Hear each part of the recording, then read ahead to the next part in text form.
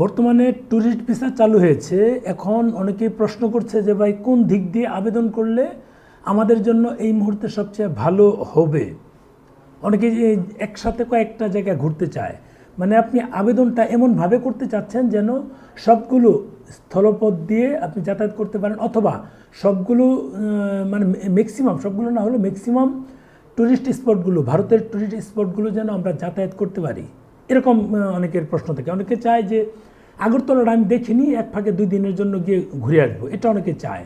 আবার অনেকে চায় যে আমি আগরতলা হয়ে শিলং যাব অথবা গুয়াহাটি যাব, সেটা একটু ঘুরে আসবো, বা কামরূপ কামাখ্যা যাব, এরকম একটা অনেকে বলে। আবার অনেকে বলে যে ভাই আমি এগুলো তো ঘুরবই, এগুলো আগরতলা ঘুরবো, এরপর আমি সিকিম দার্জিলিং যাব, তারপর আমি ডুয়ার্স যাব, তারপর কাশ্মীর যাব, এই সমস্ত কিছু গিয়ে তারপর আমি মানে বাংলাদেশে ফিরবো, বা 3বার 4বার আমি যেন 4টা স্পট ঘুরতে পারি। যেমন প্রথমবার পেয়েই আমি এই সিকিম দার্জিলিং ঘুরে আসলাম, তারপরে আমি এই ত্রিপুরা গেলাম, তারপরে আমি কাশ্মীর গেলাম, এরপর আবার ইচ্ছে হলো যে আমি এই গেদে হয়ে একটু কলকাতা আবার ঘুরে আসলাম শেষের দিকে, এরকম বলে। এইসব ক্ষেত্রে কোন দিক দিয়ে আবেদন করলে সবচেয়ে ভালো হবে?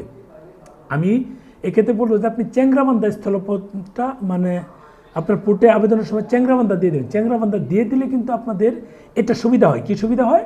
আপনি সিকিম দার্জিলিং ডুয়ার্স একবারে ঘুরে আসতে পারেন চ্যাংরাবান্ধা থাকলে। এরপর বাকি পথগুলো কি করে পাবেন? বাকি পথগুলো অটো থাকে, আপনি দেখবেন যে অনেকগুলো লেখা আছে একসাথে, কোন কোন এরিয়া যাওয়া যাবে, কোন কোন এরিয়া যাওয়া যাবে না, এই অনুযায়ী বেশ কয়েকটা লেখা থাকে সেখানে। এই লেখা অনুযায়ী আপনি যেতে পারবেন। মানে আপনার দেওয়া থাকবে আগরতলা দেওয়া থাকবে, হরিদাসপুর দেওয়া থাকবে, গেদে দেওয়া থাকবে, গেদের ব্র্যাকেটে দেওয়া চিতপুর এবং এনজিপি যেটা আছে ওইটা দেওয়া থাকবে। এরপর এয়ার তো আছেই, বাই এয়ার সবার জন্য ফ্রি, এই পয়েন্টগুলো কিন্তু দেওয়া থাকে। তার মানে যেগুলো ওখানে লেখা থাকে সেগুলো পাবেন। আর যদি আপনি নির্দিষ্ট চ্যাংরাবান্ধা পোর্টটা নেন তাহলে উপরের দিকেই চ্যাংরাবান্ধা পোর্টটা দেওয়া থাকে, by route Haridaspur, by route Changrabandha, বা বাই রুট ডাউকি, এরকম দেওয়া থাকে। আপনি যদি মনে করেন যে আপনি ডাউকি হয়ে যাবেন, যদি ডাউকি হয়ে যেতে চান তাহলে কি হয়, আপনার একটা শুধু পড়তে মেঘালয় যেতে পারবেন। কিন্তু চ্যাংরাবান্ধা দিলে আপনি কিন্তু এই কী বল সিকিম দার্জিলিং ডুয়ার্স অনেক কিছু ঘুরে দেখতে পারেন। এটা কিন্তু আপনার জন্য সুবিধা হয়। যদি আপনি মনে করেন যে সিকিম একবার যাবেন, যেতে পারেন, আরেকবার আপনি দার্জিলিং যাবেন, সেটা যেতে পারেন, আরেকবার আপনি ডুয়ার্স যেতে পারবেন, মানে চ্যাংরাবান্ধা পড়তে, এটা কিন্তু ভালো হয়। আগরতলা ফ্রি পাচ্ছেন, আগরতলা ঘুরে আসলেন। তারপর কলকাতা আপনি গেদে দিয়ে যাবেন, এটাও ফ্রি পাচ্ছেন। এই বেনাপোল দিয়ে যাবেন, এটাও ফ্রি পাচ্ছেন। বিমানে যাতায়াত করবেন, সেটাও ফ্রি পাচ্ছেন। কাজে আমার মানে সাজেশন হচ্ছে আপনারা চ্যাংরাবান্ধা পোর্টটা ইউজ করলে সবচেয়ে বেশি আপনার জন্য স্থলপথ ঘোরার জন্য সুবিধা হবে। আবার অনেকে বলে যে ভাই আমি মুর্শিদাবাদ যাবো, যান, আপনি সোনা মসজিদ হয়ে যান, কোনো অসুবিধা নেই।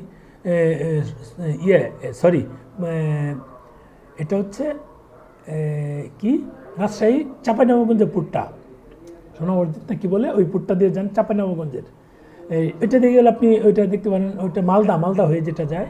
এরপরে যদি অনেকে বলে যে না আমি এগুলো কোথাও যাবো না, আমার বাড়ি যে কুমিল্লাতে, আমি কুমিল্লা যে বিবির বাড়ি নাকি একটা পুট আছে, এটা দিয়ে যেতে চাই, ওটাও যেতে পারেন। বাকিগুলো যেখানেই দেন বাকিগুলো ফ্রি পাবেন, অর্থাৎ আগরতলা, বিমান, হরিদাসপুর, গেদে এবং 2টো ট্রেন, এদিকেগুলো কিন্তু ফ্রি পাবেন। কাজে আমার সাজেশন হচ্ছে আপনি যেটাই করেন, যে পোর্ট দিয়ে যান, আপনি যদি একটা পোর্ট আপনি নির্দিষ্ট করে দেন, মানে আগরতলা, গেদে, হরিদাসপুর বা বাই এয়ার, এগুলো কিছুই আপনার উল্লেখ করা দরকার নেই, এটা অটো উল্লেখ হয়ে যাবে। এগুলো বাদ দিয়ে অন্য একটা পোর্ট আপনি দিয়ে রাখেন, তাহলে আপনার ভিসাতে একটা পোর্ট বেশি লাগবে। এরপরে যদি যখন আমাদের নতুন পোর্টগুলো চালু হবে, অর্থাৎ নতুন পোর্ট অ্যাড করার সুযোগ দিবে, তখন কিন্তু আরও 2টো পোর্ট আমরা অ্যাড করতে পারবো। তখন আপনি ডাউকি অ্যাড করতে পারেন বা অন্যান্য জায়গায় অ্যাড করতে পারেন। এই হচ্ছে বিষয়। ভালো থাকবেন, শেয়ার দেন ভিডিওটা।